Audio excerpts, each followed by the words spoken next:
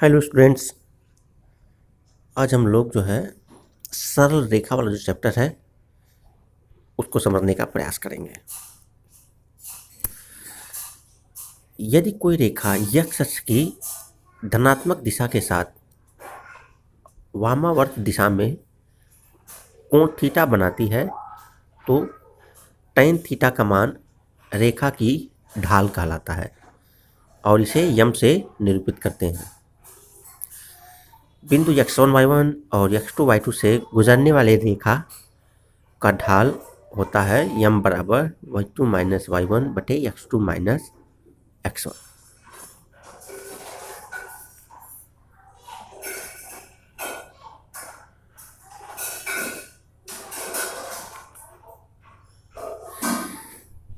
कह रहा है अगर कोई रेखा है जो x अक्ष की धनात्मक दिशा से थीटा कोण बना रही, ये एक रेखा है जो x अक्ष की धनात्मक दिशा से थीटा कोण बना रही है, तो जो tan थीटा का मान होगा वो रेखा की ढाल या रेखा की प्रवणता कहलाता है। इसके बाद फार्मूला जो दिया है कि x1 y1 और x2 y2 से अगर कोई रेखा जाती है तो उसकी प्रवणता होगी y2 माइनस y1 बटे x2 माइनस x1।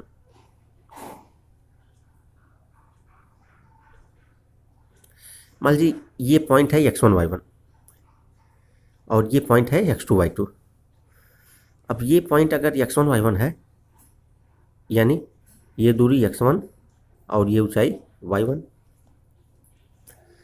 और ये पॉइंट अगर x2 y2 है तो यानी कि ये पूरी दूरी हो गई x2 और पूरी ऊंचाई हो गई y2। अब ये दूरी है x1 और ये पूरी दूरी x2, तो ये बीच वाली जो दूरी है यहाँ से यहाँ तक ये क्या हो जाएगा x2 माइनस x1, और ये पूरी ऊंचाई है y2 और ये ऊंचाई है y1, यानी ये ऊंचाई कितनी हो जाएगी y2 माइनस y1। अब ये रेखा x अक्ष से कोण बना रही है थीटा। अब ये जो त्रिभुज आप देख रहे हैं, ये वाला जो त्रिभुज आप देख रहे हैं उसकी स्थिति अलग से देख लीजिए। आपके सामने जो त्रिभुज है इस तरह से है, ये x2 माइनस x1 और ये y2 माइनस y1 और ये कोण है थीटा। तो tan थीटा क्या होता है लंब बटे आधार, यानी tan थीटा हो गया y2 माइनस y1 बटे x2 माइनस x1। इस चीज का ये प्रूफ था।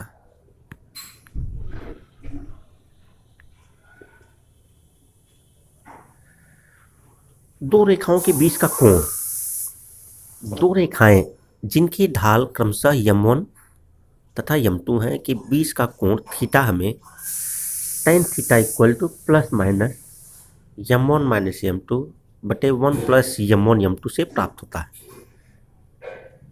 यदि रेखाएं समांतर हैं तो m1 बराबर m2, यदि रेखाएं एक दूसरे पर लंब हैं तो m1 इंटू m2 बराबर -1। इसको समझते हैं। मान लीजिए एक रेखा है जिसकी प्रवणता है m1 और वो x अक्ष से θ1 कोण बना रही है मान लीजिए, और एक दूसरी रेखा है जिसकी प्रवणता है m2 और वो x अक्ष से θ2 कोण बना रही है। अब आपको इन दो रेखाओं के बीच का कोण अल्फा निकालना है। अब ध्यान दीजिएगा, अगर ये कोण अल्फा है तो ये वाला भी कोण क्या हो जाएगा अल्फा हो जाएगा। अब ये जो त्रिभुज बन रहा है इसको आप ध्यान से देखें तो इस त्रिभुज का बहिष्कोण है θ2। अब बहिष्कोण शेष दो अंतःकोणों के योग के बराबर होता है, यानी θ2 बराबर हो गया θ1 प्लस अल्फा। अब θ2 हो गया θ1 प्लस अल्फा, इसका मतलब अल्फा क्या हो जाएगा अल्फा हो जाएगा θ2 माइनस θ1। अब पूछा जाए कि tan अल्फा क्या हो जाएगा, तो tan ऑफ θ2 माइनस θ1। अब tan a माइनस बी का फार्मूला आपको प्राप्त है। tan a माइनस बी का क्या फार्मूला होता है? tan a minus tan b बटे 1 plus tan a tan b। तो इस फार्मूले का आपने अप्लाई किया तब tan अल्फा क्या हो जाएगा? tan θ2 minus tan θ1 by 1 plus tan θ2 tan θ1। अब tan θ2 का मतलब m2 हो गया, tan θ1 का मतलब m1 हो गया। उनको पुट कर दिए तब आपके सामने क्या स्थिति आई? tan अल्फा बराबर m2 माइनस m1 बटे 1 प्लस m1 m2। इसी आधार पर ये फार्मूला आपको दिया हुआ था। जब दो रेखाएं काटती हैं तो उनके बीच में दो कोण बनता है, एक अल्फा वाला और एक ये वाला कोण बन रहा है जो है 180 माइनस अल्फा। इसीलिए दो फार्मूला यहाँ पे दिया गया। tan अल्फा के चलते तो ये वाला फार्मूला आ गया प्लस में, और tan 180 माइनस अल्फा के चलते कौन सा फार्मूला आ जाएगा? इसीलिए यहाँ पे प्लस माइनस दिया हुआ।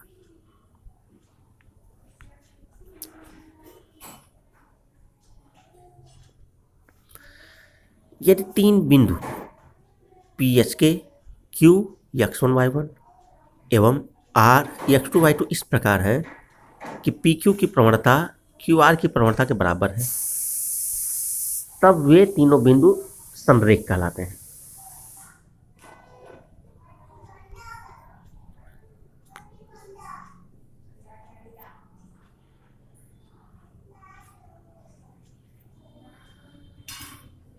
अब देखिए, यस के एक पॉइंट है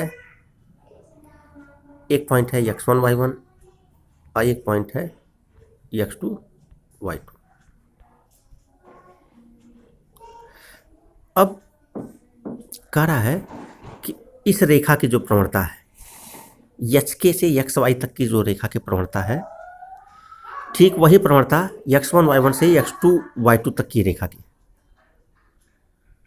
दोनों रेखाओं की ढाल बराबर है। इसका मतलब क्या स्थिति है? पहली रेखा इस तरह से है और दूसरी रेखा का भी झुकाव, इसके बाद वाली रेखा का भी झुकाव बदल नहीं रहा है, इस तरह से बदल नहीं रहा है, बल्कि वही है, कोई अंतर नहीं हो रहा है।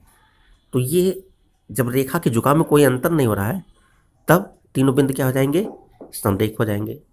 अगर झुकाव में अंतर होता, रेखा की प्रवणता बदलती, पी क्यू की प्रवणता और क्यू आर की प्रवणता में भिन्नता होती, तब क्या तस्वीर होती आपके सामने? ये वाली। लेकिन प्रवणता में कोई अंतर नहीं है, यानी तीनों बिंदु क्या है? समरेख। रेखा के समीकरण के विविध रूप। यदि कोई रेखा x अक्ष के समांतर एवं a दूरी पर स्थित है तब रेखा का समीकरण होता है y equal two plus minus a।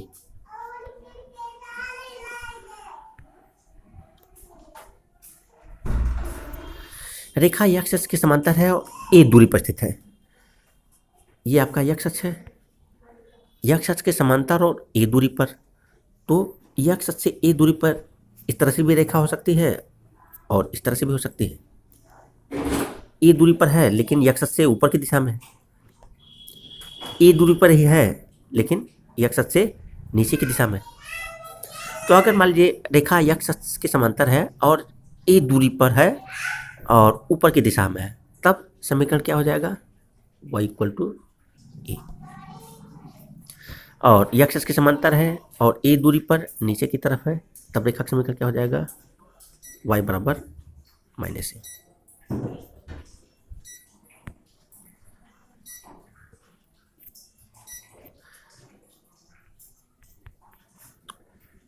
इस रेखा पर जितने भी बिंदु होंगे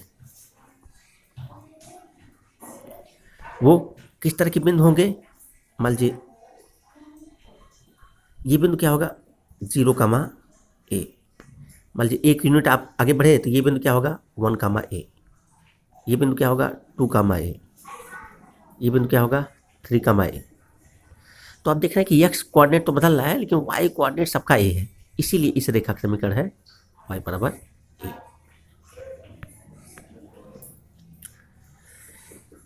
यदि कोई रेखा वाई अक्ष के समांतर है एवं वाई अक्ष से बी दूरी पर है तो रेखा का समीकरण एक्स बराबर प्लस माइनस बी होता है। रेखा वाई अक्ष के समांतर है और बी दूरी पर है। अब देखिए बी दूरी पर है तो बी दूरी पे दाहिने तरफ भी हो सकती है और बी दूरी पे बाएं तरफ भी हो सकती है। अब बी दूरी पर अगर दाएं तरफ है तब समीकरण क्या हो जाएगा रेखा का, एक्स बराबर बी।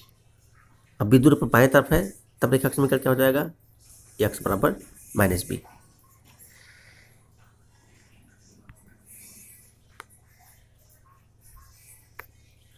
इस रेखा पर कोई बिंदु आप निकालें, जैसे ये बिंदु मान लीजिए आप निकालते हैं, तब क्या होगा, इस बिंदु का निर्देशांक बी कामा 0। एक यूनिट ऊपर की तरफ गए तब निर्देशांक क्या होगा, बी कामा 1। 2 यूनिट ऊपर की तरफ गए तब क्या होगा, बी कामा 2। वाई कोऑर्डिनेट तो बदल रहा है लेकिन एक्स कोऑर्डिनेट हमेशा वही है, इसलिए इस तरह की रेखा का समीकरण होता है एक्स इक्वल टू बी।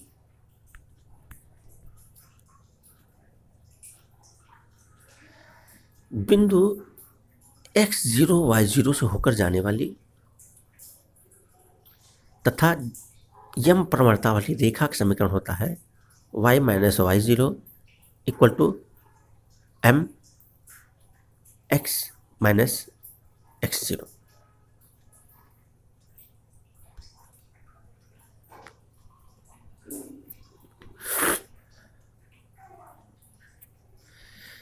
एक कोई रेखा है जो x0 y0 से होकर जा रही है और इसकी प्रवणता यम दिया हुआ है। अब रेखा पर कोई आप आर्बिट्ररी पॉइंट एक्स वाई ले लीजिए।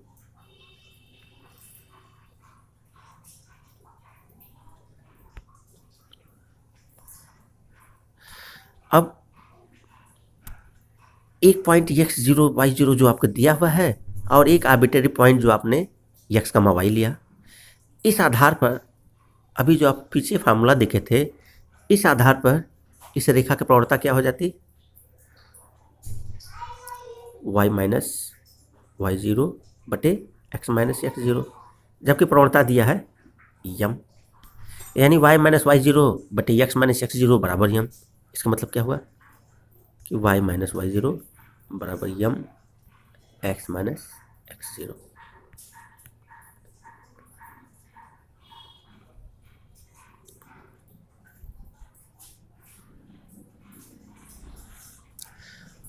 दो बिंदुओं x1 y1 और x2 y2 से गुजरने वाली रेखा का समीकरण होता है y माइनस वाई वन बराबर y2 माइनस वाई वन बटे x2 minus x one into X minus x one.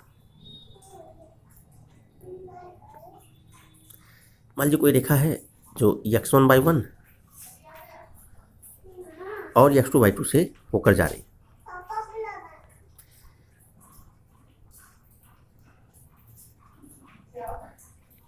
इस आधार पर रेखा की प्रवणता क्या हो जाएगी, tan थीटा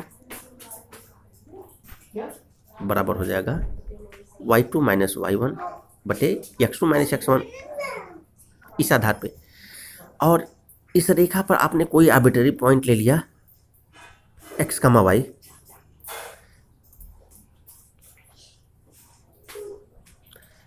तब इस रेखा की प्रवणता तब क्या हो जाएगी, तब इस रेखा की प्रवणता हो जाएगी y माइनस वाई वन बटे एक्स माइनस एक्स वन। अब देखिए रेखा की दो प्रवणता आ रही है, y2 माइनस वाई वन बटे x two minus x one, और एक बार आता है y माइनस वाई वन बटे एक्स माइनस एक्स वन, यानी दोनों एक ही रेखा की प्रवणता है तो दोनों बराबर हो जाएगा। कहने का मतलब y2 माइनस वाई वन बटे x two minus x one बराबर y माइनस वाई वन बटे एक्स माइनस एक्स वन। अब ये जो x माइनस एक्स वन है इसको दाहिने तरफ आप भेज दिए, तब आपके पास क्या समीकरण है, y माइनस वाई वन बराबर y2 माइनस वाई वन बटे x2 minus x one x minus x one. ये रेखा का दो बिंदु रूप है।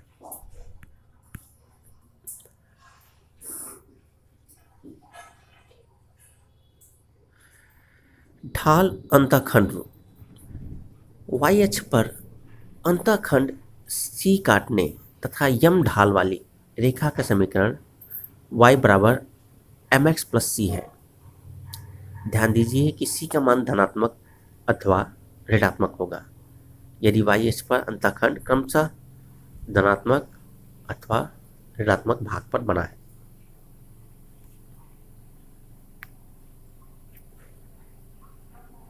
एक रेखा है जो y अक्ष पर अंतःखंड जो काट रही है वो c है, ये दूरी c है, यानी इस बिंदु का निर्देशांक आपको मिल गया है 0, c। अब इस रेखा का समीकरण आपको निकालना है। अभी आप एक बिंदु से जाने वाली रेखा का समीकरण पढ़े थे, क्या था? y माइनस वाई वन बराबर यम एक्स माइनस एक्स वन, और ये रेखा जा रही है 0, c से, यानी 0 x1 का काम कर रहा है और c y1 का काम कर रहा है। पहलू आप पुट कर दिए तो क्या बने? y माइनस सी बराबर यम एक्स माइनस 0, यानी y माइनस सी बराबर एम एक्स। इसका मतलब क्या हुआ? y बराबर एम एक्स प्लस सी।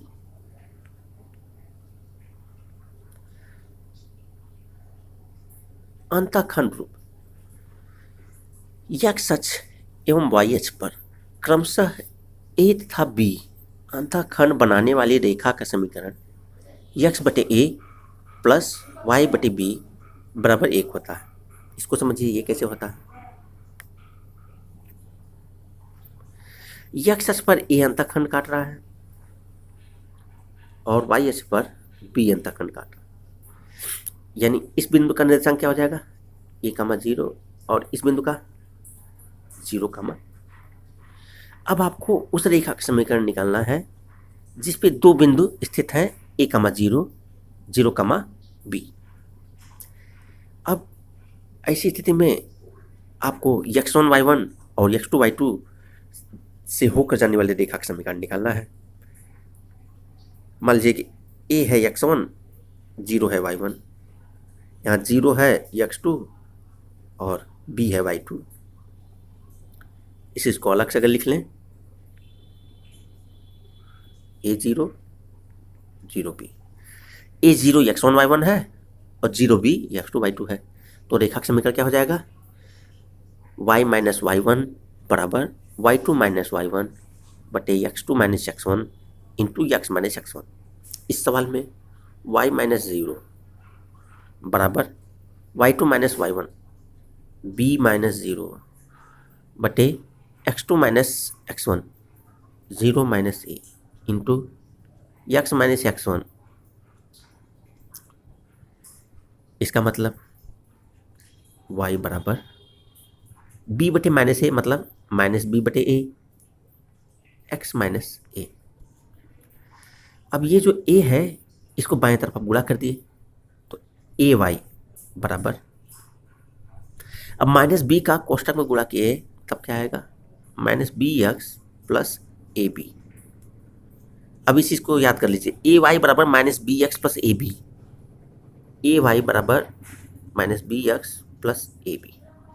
ये जो माइनस बी एक्स है इसको इस तरफ ले आए, ए वाई धन बी एक्स बराबर ए बी।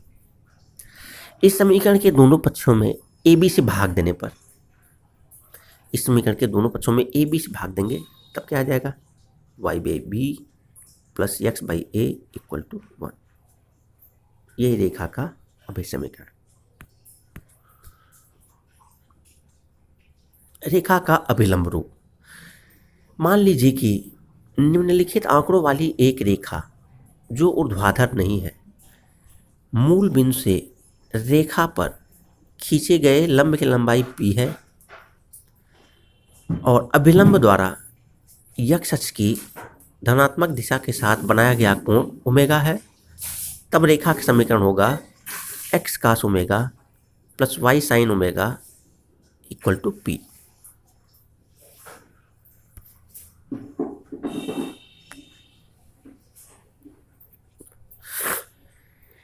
एक रेखा है जिस पे मूल बिंदु से जो लंब खींचा गया है उसकी लंबाई दिया है पी। और ये लंब जो है एक्स एक्सिस से जो कोण बना रहा है वो दिया है ओमेगा। अब इस रेखा का समीकरण निकालना है।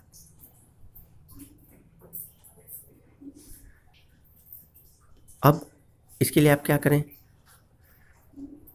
ये जो समकोण त्रिभुज आपके सामने है इसके आधार पे आप ये दूरी निकाल सकते हैं और ये ऊंचाई निकाल सकते हैं। ए और बी का मान आप निकाल सकते हैं। अब इसका अलग से चित्र बना देते हैं, उसको समझिए आप।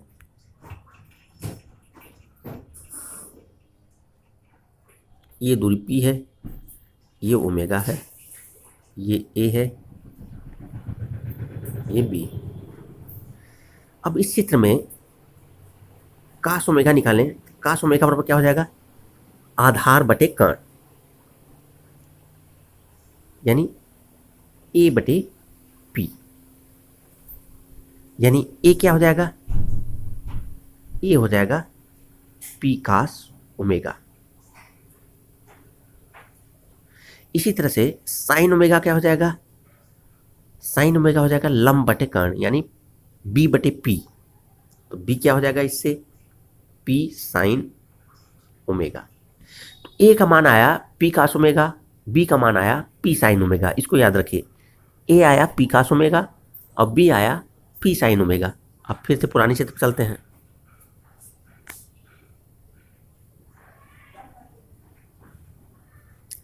अब ए और बी का मान मालूम होने से आपको इस बिंदु का निर्देशांक मालूम हो गया। क्या आया, पी कास ओमेगा और पी साइन ओमेगा। क्योंकि ये दूरी ए जो आई थी वो क्या आया था, पी कास ओमेगा, और ये दूरी जो बी थी वो आया था पी साइन ओमेगा।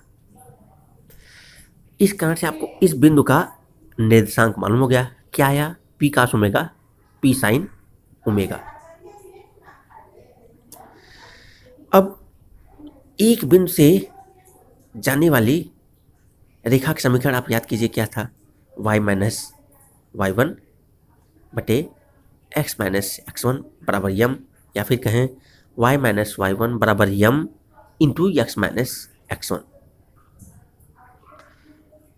और ये जो लंब है, रेखा पर जो लंब है वो एक्स अक्ष से ओमेगा कोण बना रहा है, यानी जो लंब है उसकी प्रवणता हो गई tan ओमेगा। दी गई रेखा पर जो लंब है उसकी प्रवणता हो गई tan ओमेगा। तो रेखा की प्रवणता क्या हो जाएगी, माइनस काट ओमेगा। इस रेखा की प्रवणता हो गई माइनस काट ओमेगा। फिर समझने की कोशिश कीजिए, जो रेखा लंब है वो एक्स अक्ष से ओमेगा कोण बना रही है, इसलिए इस रेखा की प्रवणता है tan ओमेगा। इसलिए जो रेखा इस लंब पर भी लंब है, यानी दी गई रेखा की प्रवणता क्या हो जाएगी, माइनस काट ओमेगा। अब आपको स्लोप यम मालूम हो गया माइनस काट ओमेगा, और एक बिंदु मालूम हो गया p cos omega p sine omega. यानी आपको उस रेखा का समीकरण निकालना है जिस पर एक बिंदु है p cos omega p sine omega और प्रवणता दिया है माइनस काट ओमेगा। इस तरह की रेखा का समीकरण क्या हो जाएगा, y minus Y one y minus p sine omega बराबर स्लोप यम कितना दिया है, minus cot omega x minus p cos omega. अगले स्टेप में थोड़ा आप सॉल्व किए, तब क्या स्थिति आई,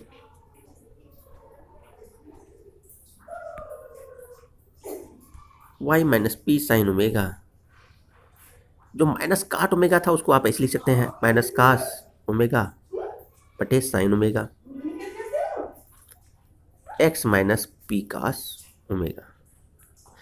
अब ये बटे में जो साइन ओमेगा आपको दिखाई दे रहा है इसको बाएं तरफ लेते आइए, तब क्या आएगा, y sine omega minus p sine square omega बराबर, अब माइनस कास ओमेगा जो है उसको ब्रैकेट के अंदर गुणा कर दी, तो minus x cos omega plus p cos square omega. अब पक्षांतर कर दें तो क्या स्थिति बनेगी, y sine omega plus x cos omega बराबर, ध्यान दीजिएगा पी कास स्क्वायर ओमेगा है और इधर माइनस में जो पी साइन स्क्वायर ओमेगा है उसको दाहिने तरफ लेते गए, तब क्या आया, P cos square omega plus P sine square omega यानी पी हो गया। तो आपके सामने क्या स्थिति आई, Y sine omega plus x cos omega equal to P. इसी को आप ऐसे लिख दिए, X cos omega plus Y sine omega equal to P. यही आपका अभी समीकरण था। अब रेखा का व्यापक समीकरण आपको नेक्स्ट लेक्चर में बताया जाएगा। Thank you.